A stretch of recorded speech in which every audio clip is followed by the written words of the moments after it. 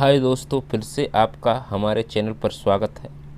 इस वीडियो में हम महत्वपूर्ण डॉक्यूमेंट्स के बारे में जानेंगे कि कौन से डॉक्यूमेंट्स हैं आपको तैयार रखने हैं। क्योंकि दोस्तों पता है, क्योंकि हम इतनी दिनों से मेहनत कर रहे हैं और छोटी सी गलतियों से हमारी मेहनत पर पानी पड़ जाए, यह हमारे लिए अच्छा नहीं है। इसलिए हम समय से पहले इन डॉक्यूमेंट्स को क्या कर ले दोस्तों, तैयार करके रख ले। इसलिए मैं आपको महत्वपूर्ण डॉक्यूमेंट्स की ये वीडियो लेकर आया हूं, जिसमें हम जानेंगे कि आपको कौन कौन से डॉक्यूमेंट्स वो तैयार रखने हैं और किस डॉक्यूमेंट्स में आपको क्या गलतियां नहीं करनी है, या गलतियां हो तो हम इन्हें कैसे सुधार सकते हैं और क्या क्या गलतियां हो सकती हैं। इन सभी के बारे में हम जानेंगे, तो शुरू से एंड तक वीडियो को ज़रूर देखें। तो चलो स्टार्ट करते हैं इस वीडियो को। तो हम देखते हैं सबसे पहले कि आपको क्या क्या डॉक्यूमेंट्स की ज़रूरत पड़ती है। तो पहले देखते हैं इनमें महत्वपूर्ण डॉक्यूमेंट्स होते हैं, उन डॉक्यूमेंट्स के बारे में समझ लेते हैं। अगर आपको पहले डॉक्यूमेंट्स की बात करूं मैं आपके लिए, तो पहला डॉक्यूमेंट से आपको 10th और 12th की आपको मार्कशीट है वो तैयार रखना है। ठीक है दोस्तों, और इन 10th और 12th की जो मार्कशीट होती हैं, इनके आधार पर ही या इनकी जैसा ही आपका नाम, आपका खुद का नेम, आपके फादर नेम और मदर नेम वगैरह है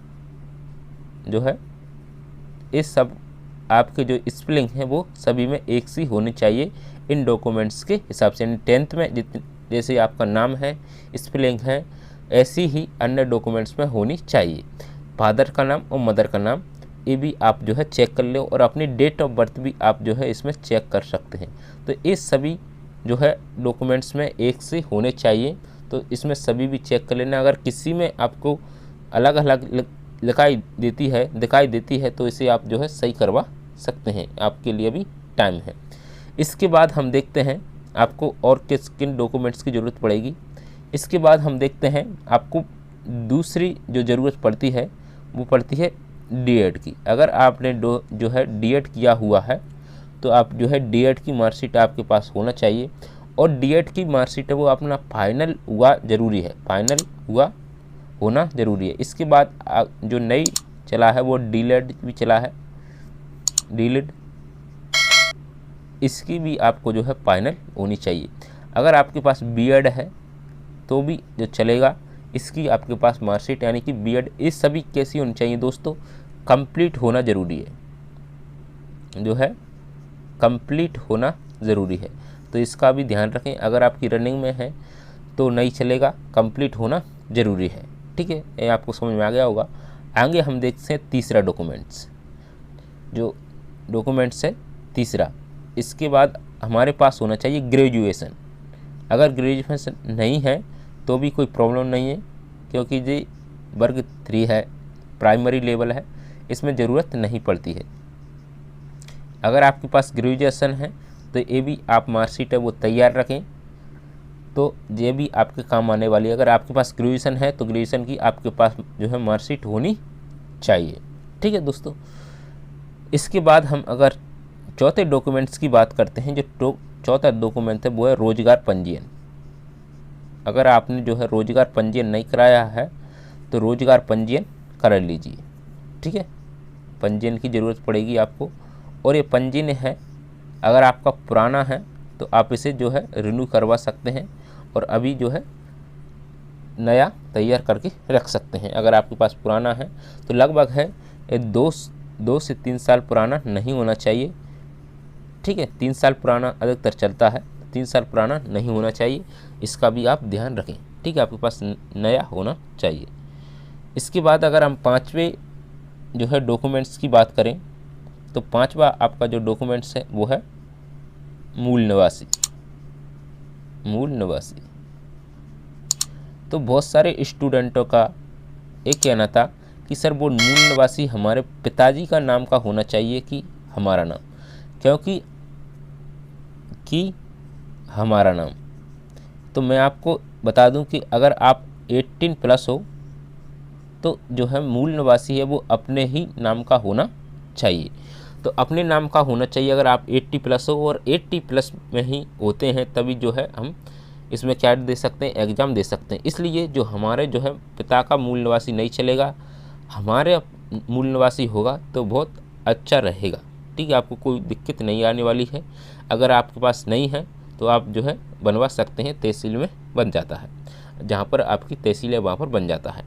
ठीक है दोस्तों, इसके बाद हम बात करते हैं आपका, अगर आप कोई सी कैटेगरी में आते हो, रिजर्व कैटेगरी में, जैसे कि हम बात करते हैं एससी की दोस्तों, एसटी की, अगर आप ओबीसी में आते हैं, और अगर आप ईडब्ल्यूएस में आते हैं, तो इनका जो है आपको जो है सर्टिफिकेट होना चाहिए, तभी इसका जो है आपको बेनिफिट मिलता है। तो इसका आपको जो है सर्टिफिकेट होना चाहिए, और इन सर्टिफिकेट में आपको ये ध्यान रखना है, ये सर्टिफिकेट आपके पास जो है डिजिटल होना चाहिए।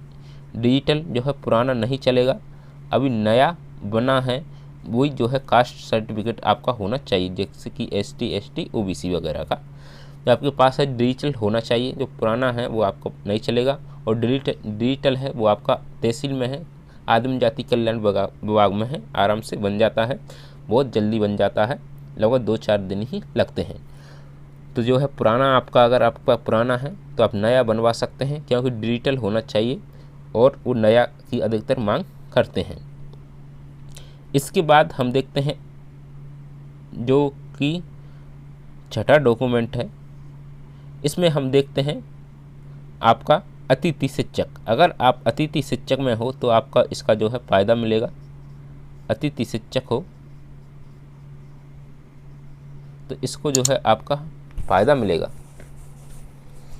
अतिथि शिक्षक में आपकी जो है, अतिथि शिक्षक आपके पास जो है सर्टिफिकेट होना चाहिए, और सर्टिफिकेट में आपका जो है सर्टिफिकेट तब बनता है जब आपके जो है 200 दिन से ज़्यादा होते हैं, और इसका तभी आपको जो है लाभ मिलेगा। तो आप ये भी अपना जो है तैयार रख सकते हैं। अगर आपका पास नहीं है तो आप जिस स्कूल में पढ़ाए हैं वहाँ पर आप जो है जानकारी ले सकते हैं, और कंप्यूटर पर भी बन जाता है। ठीक है, तो आप इस स्कूल में जो है जा कर के साइन वगैरह करवा सकते हैं, और ये आपको जो है ऑनलाइन में मिल जाता है। इसके बाद हम देखते हैं आपको और क्या रखना है तैयार। अगर हम 7वें की बात करें तो 7वां आपको जो रखना है डॉक्यूमेंट्स को तैयार करके, वो रखना है आपको जो है रिजल्ट की प्रति, यानी अगर आपका रिजल्ट आ जाता है तो आपकी जो है प्रति उसे संभाल के रखना है। इसके बाद अगर आपका एडमिट कार्ड है तो एडमिट कार्ड भी आप जो है इसे फेंकना नहीं है, ये भी आपके जो है काम आएगा, तो इसे भी आप जो है संभाल के रखना है। ठीक है दोस्तों, इसके बाद हम अगले की बात करें, अगर 8वां डॉक्यूमेंट्स की बात करते हैं हम, तो 8वां डॉक्यूमेंट से आपका जो है आय प्रमाण पत्र होना चाहिए। आय प्रमाण पत्र, और आपका जो है आय प्रमाण पत्र भी जो है 3 साल पुराना नहीं होना चाहिए, 3 इयर्स ओल्ड नहीं होना चाहिए, आपका जो है नया होना चाहिए, ये आराम से बन जाता है। ठीक है, ये भी आप जो है बनवा सकते हैं, तहसील में ही बनता है। इसके बाद अगर हम 90 डॉक्यूमेंट्स की बात करते हैं, जितना भी ये 9वां है 10वां है, इसके बाद हम देखते हैं मैरिज सर्टिफिकेट। अगर आपकी शादी हो चुकी है तो आपके पास है जो मैरिज सर्टिफिकेट होना चाहिए, सर्टिफिकेट। ठीक है, मैरिज सर्टिफिकेट होना चाहिए। अगर आपका पास मैरिज सर्टिफिकेट नहीं है तो वो भी आप जो है बनवा सकते हैं। ठीक है दोस्तों, इसके बाद अगला जो डॉक्यूमेंट्स की ज़रूरत है वो है आधार कार्ड। अगर मैं 10वें 11वें की जितना भी है तो आपको जो है आधार कार्ड तैयार रखना है।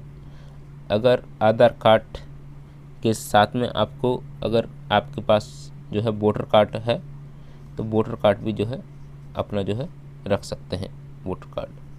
इस प्रकार के आपको डॉक्यूमेंट्स से वो तैयार रखने हैं। इसके बाद अगर आप वोटर कार्ड है नहीं तो भी कोई प्रॉब्लम्स नहीं है। इसके बाद अगर हम बात करें तो आपको जो है 10वां 11वां जितने भी जो है, इसके बाद आपको रखना है passport size photo. Passport size है, साइज आपको जो है फ़ोटो रखना है। और आपका जो है बैकग्राउंड वाइट होना चाहिए और आपको जो है 8 से 10 इन्हें तैयार रखना है। इसके साथ में आपको जो है सभी के क्या कराना है दोस्तों, सेट बनाना है। कितने बनाना है आपको, सभी की 3 सेट बनाने हैं और जो है आपके 2 सेट है वो वहाँ पर जमा होंगे और 1 सेट है आपका जो है पावती के रूप में आपको दिया जाएगा। तो इस प्रकार से ये डॉक्यूमेंट्स हैं, तो आप इन डॉक्यूमेंट्स को तैयार रख सकते हैं। अगर आपको समझ में नया आया हो तो आप जो है वीडियो को पुनः देख सकते हैं। तो आपको ये महत्वपूर्ण डॉक्यूमेंट्स है। अगर आपको किसी भी डॉक्यूमेंट से प्रॉब्लम्स आती है तो हमें कमेंट में बता सकते हैं, हम आपकी हेल्प ज़रूर करेंगे। Thank you for watching this video and धन्यवाद। मिलते हैं नेक्स्ट वीडियो में, तब तक के लिए जय हिंद।